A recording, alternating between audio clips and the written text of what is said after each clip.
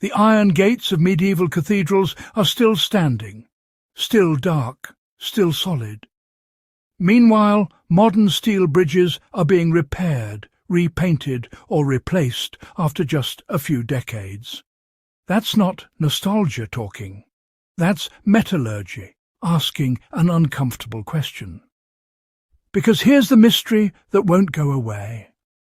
Medieval iron, forged without electricity, computers, or modern chemistry, often survives centuries with minimal corrosion. Modern steel, engineered in controlled factories, sometimes starts failing in under 2 years if it's poorly protected. That shouldn't make sense. And yet it does. This isn't about magic.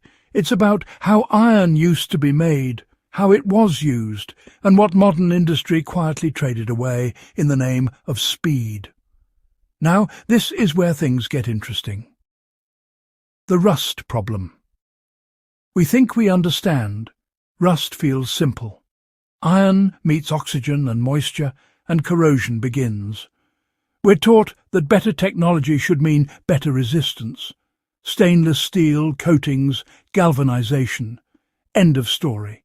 Except medieval builders didn't have any of that. No chromium alloys, no epoxy paints, no electroplating. Yet iron railings from the 1100s still cling to stone walls across Europe, their surfaces rough but intact. How medieval iron was actually made. Before modern blast furnaces, iron came from bloomeries. These were small charcoal-fired furnaces that never fully melted the metal. Instead, they produced a spongy mass called a bloom, made of iron mixed with slag. That slag wasn't a defect. It was the secret. When blacksmiths hammered the bloom, they didn't remove all the slag. Thin strands of it stayed trapped inside the iron, stretched out like fibres.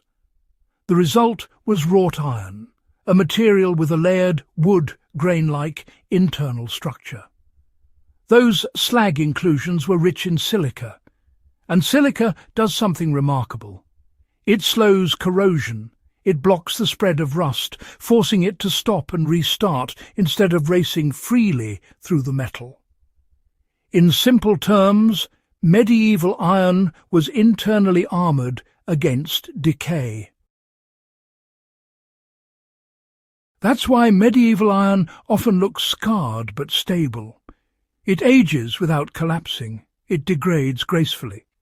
Modern steel, especially low-carbon structural steel, has no internal barriers.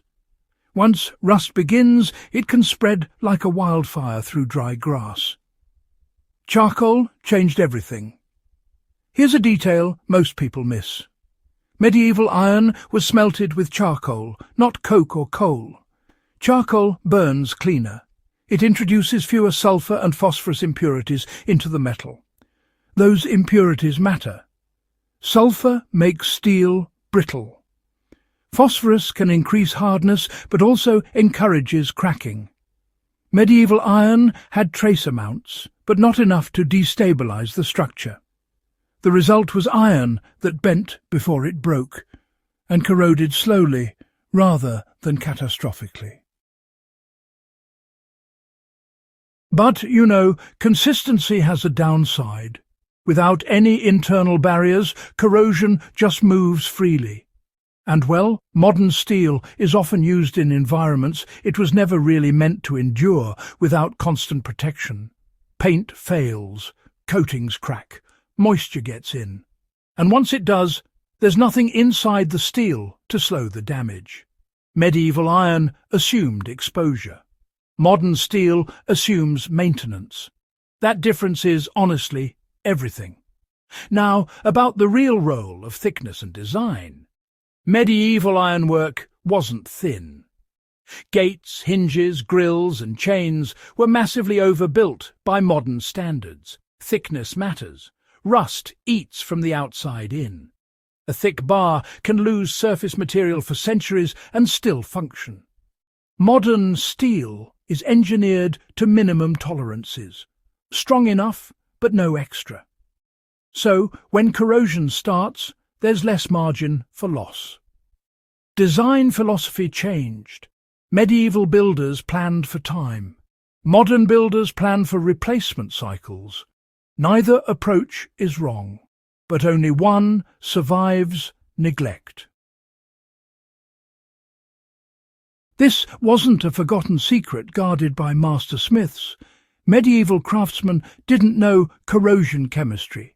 They knew experience. They noticed which iron lasted, which failed, which snapped in winter, which survived rain.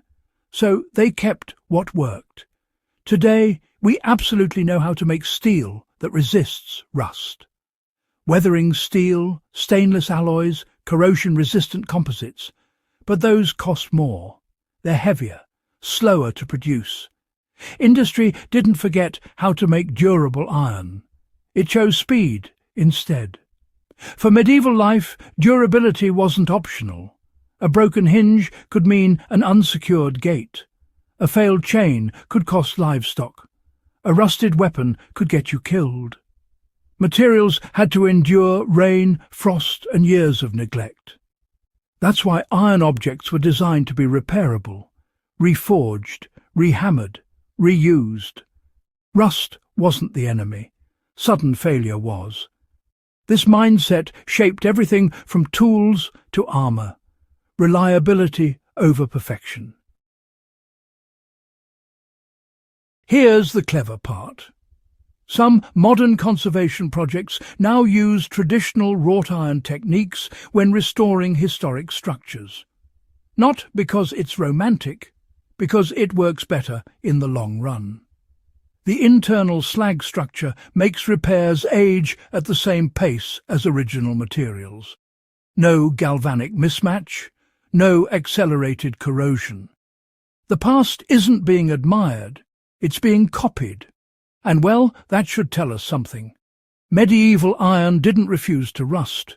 It refused to fail quickly.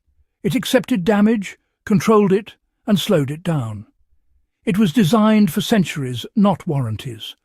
Modern steel is powerful, precise, and efficient, but it assumes constant care. Remove that care, and time wins fast.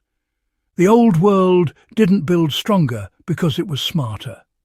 It built stronger because it had no safety net. And sometimes that makes all the difference. If stories like this change the way you see history, you're in the right place. Before Modern Times is about the skills, materials and decisions that kept people alive long before modern technology stepped in. If you want more forgotten knowledge like this, tap subscribe, hit like, and share this with someone who still thinks the past was primitive. Stay curious.